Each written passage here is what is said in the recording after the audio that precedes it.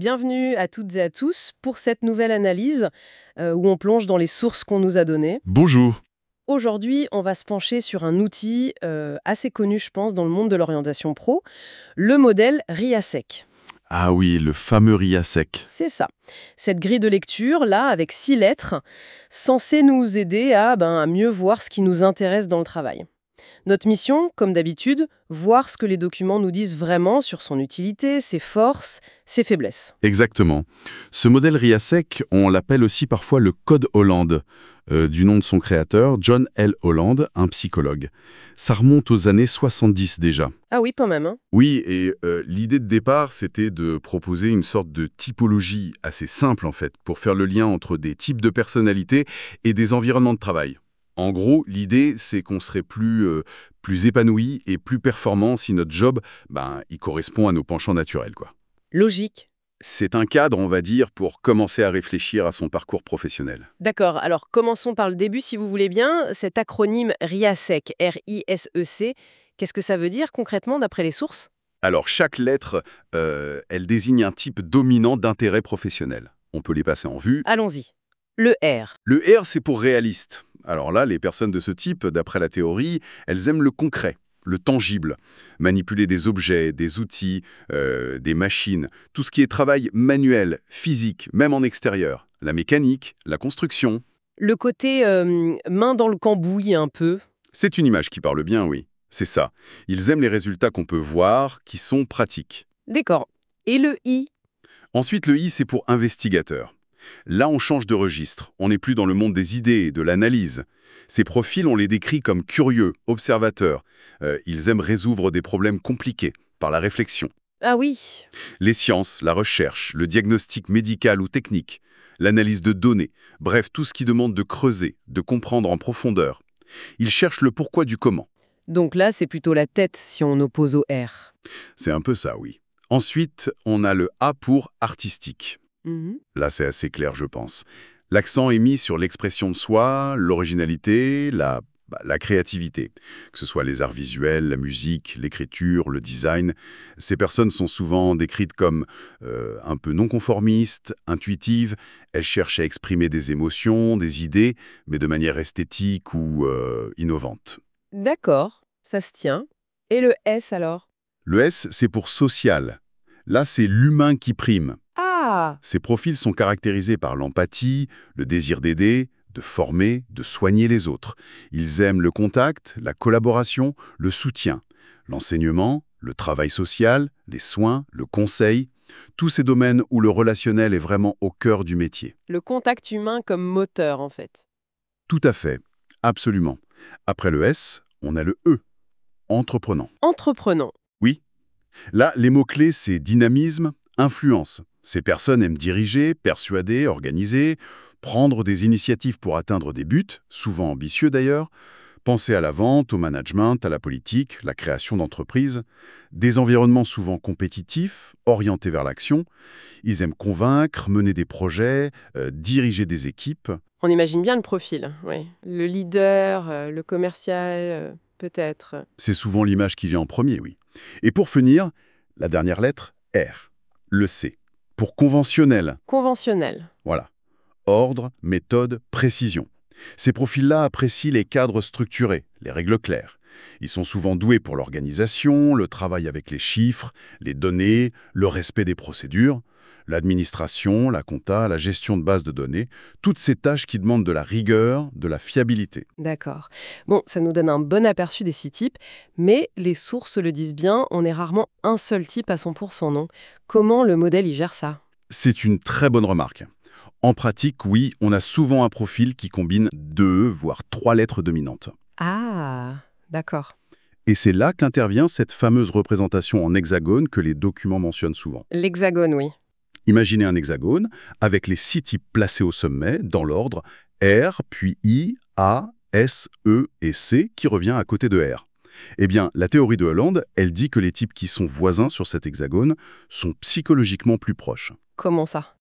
Par exemple, un réaliste, R, aura plus de points communs avec un investigateur I d'un côté ou un conventionnel C de l'autre qu'avec un social S qui est pile à l'opposé sur l'hexagone. Ah oui, je vois. Donc la distance sur le dessin représente une sorte de distance psychologique entre les centres d'intérêt.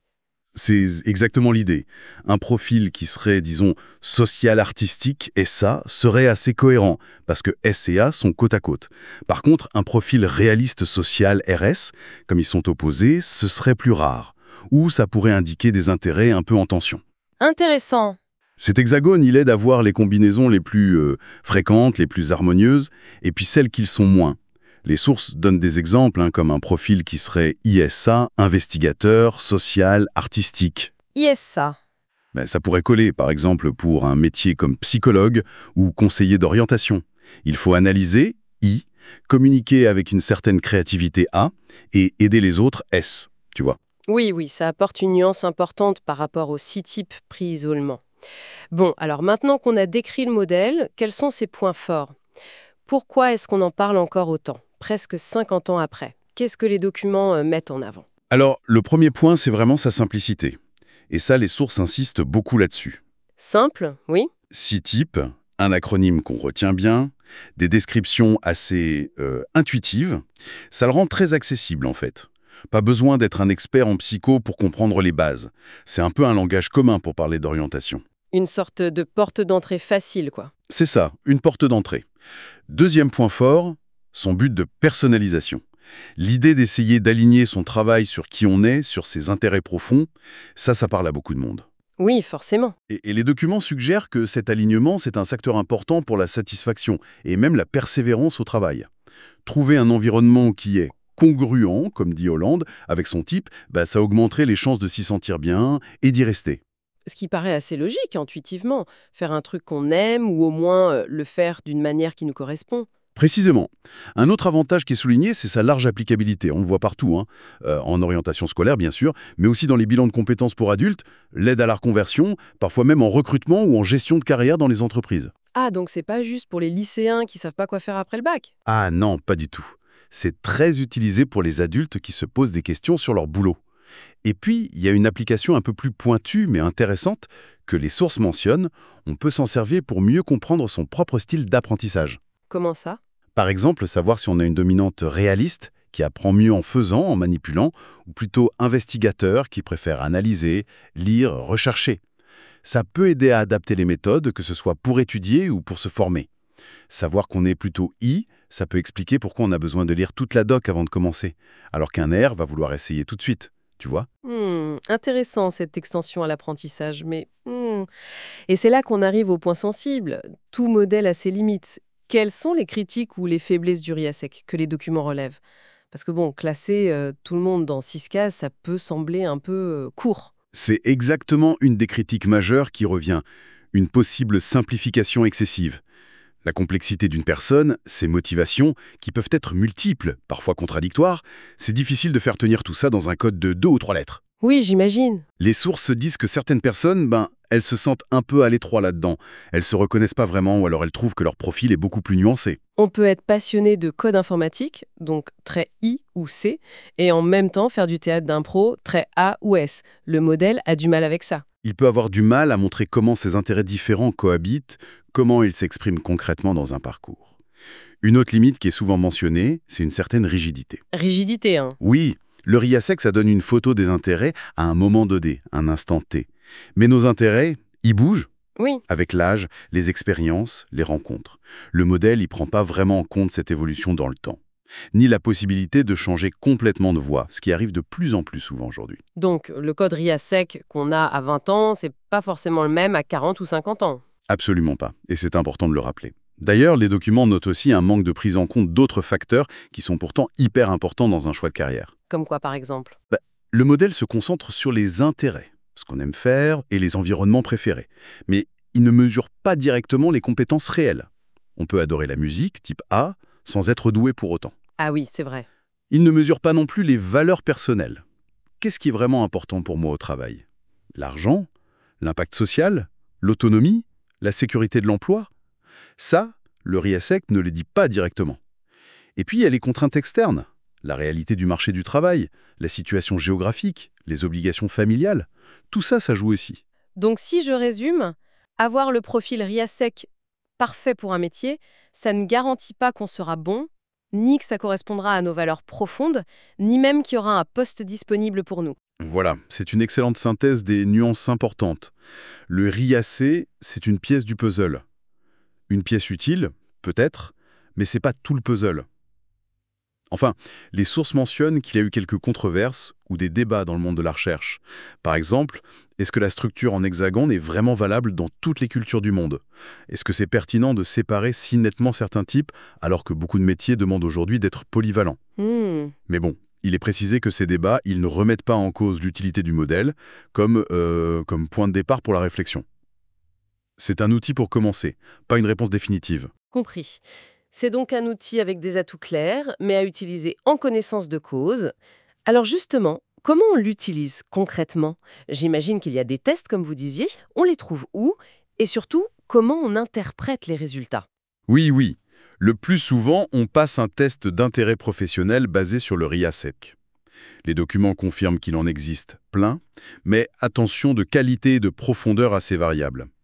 Certains sont utilisés par des conseillers d'orientation dans le cadre d'un accompagnement complet, d'autres sont disponibles directement en ligne. Et les sources donnent des exemples de ces tests en ligne? Ils sont fiables? Elle cite quelques noms, oui, y compris des tests gratuits qu'on peut trouver sur Internet, mais elle suggère aussi, implicitement, de rester un peu prudent sur leur validation scientifique qui est parfois un peu légère. Des plateformes comme celle de Virginie Bouvarel, Misfit, Studirama ou des sites comme riasectest.com sont mentionnés comme proposant ce genre de questionnaire. Mais l'important, c'est pas tant le test lui-même que ce qu'on en fait. Le résultat, c'est souvent un code de 2 ou 3 lettres, genre ISA ou RCE, mais ce n'est pas une fin en soi. D'accord. Qu'est-ce qu'on fait alors avec ce code une fois qu'on l'a? On le met sur son CV? Non, pas directement non. Les sources sont claires là-dessus. C'est un point de départ pour explorer. Ce code, il doit servir à plusieurs choses. Comme? Premièrement, élargir ses horizons. Utiliser le code pour regarder des listes de métiers ou de secteurs qui sont souvent associés à ce profil. Ça peut faire découvrir des pistes auxquelles on n'aurait jamais pensé. Ok. Ouvrir des portes. Deuxièmement, mieux se comprendre. Pourquoi est-ce que ces types me parlent? Qu'est-ce que ça révèle de mes motivations profondes, de ce qui me fait vibrer? C'est une base pour l'introspection. Troisièmement, identifier des axes de développement. Si un métier qui correspond au profil m'attire, mais que je vois bien qu'il me manque certaines compétences, ça peut aider à cibler des formations ou des expériences à chercher. Logique. Quatrièmement, affiner ses choix, que ce soit pour les études ou pour une réorientation de carrière. Avoir une meilleure conscience de ses préférences, ça aide à prendre des décisions plus éclairées, plus alignées. Et enfin, cinquièmement, chercher un environnement de travail qui colle. Au-delà du métier lui-même, chercher une culture d'entreprise, un type de management, un cadre de travail qui matche bien avec son profil RIASEC, ça peut vraiment changer la donne pour la satisfaction au quotidien. Un profil très C, conventionnel, pourrait vraiment souffrir dans une start-up hyper chaotique, même si le job en lui-même lui plaît sur le papier. Donc le test, c'est moins une réponse toute faite qu'un moyen de se poser les bonnes questions et d'avoir des pistes à creuser, seul ou avec quelqu'un. C'est exactement ça. Il faut absolument croiser ce résultat avec son expérience, ses compétences qu'on connaît, ses valeurs, et puis bien sûr avec la réalité du terrain, le marché du travail. C'est un outil pour réfléchir sur soi et pour ouvrir des perspectives, pas une formule magique. Bon, alors si on essaie de résumer ce que nous disent ces sources sur le RIASEC. On a un modèle simple, presque séduisant dans sa clarté, hein. Il offre une première grille de lecture qui est utile pour faire le lien entre nos intérêts perso et le monde du travail. Une sorte de boussole pour commencer à s'orienter en quelque sorte. C'est une bonne image, la boussole, oui. Elle indique des directions générales, des grandes familles d'activités où on pourrait trouver du sens, de la satisfaction. Mais comme n'importe quelle boussole, elle ne dit pas tout sur le terrain. Elle ne montre pas les obstacles, les raccourcis, les trésors cachés qui ne sont pas sur la carte. Il faut vraiment garder en tête ses limites, la simplification, le fait qu'il ne prend pas directement en compte les compétences ou les valeurs, et s'en servir comme un outil pour dialoguer avec soi-même et pour explorer le champ des possibles. Un outil précieux donc, mais à utiliser intelligemment et à compléter avec d'autres réflexions. Merci beaucoup pour cette exploration très éclairante basée sur les documents qu'on avait. Et pour laisser nos auditeurs avec une petite graine à faire germer, une question qui prolonge un peu notre discussion. Au-delà d'identifier ces types RIASEC dominants, en quoi est-ce que comprendre ces types les moins développés, ceux qui sont peut-être tout à l'opposé sur l'hexagone, pourrait nous éclairer? Qu'est-ce que nos non-préférences nous apprennent sur nous, sur les environnements qu'il vaut mieux éviter, ou peut-être, au contraire, sur des compétences qu'on pourrait développer pour sortir un peu de notre zone de confort? Voilà, une question à méditer.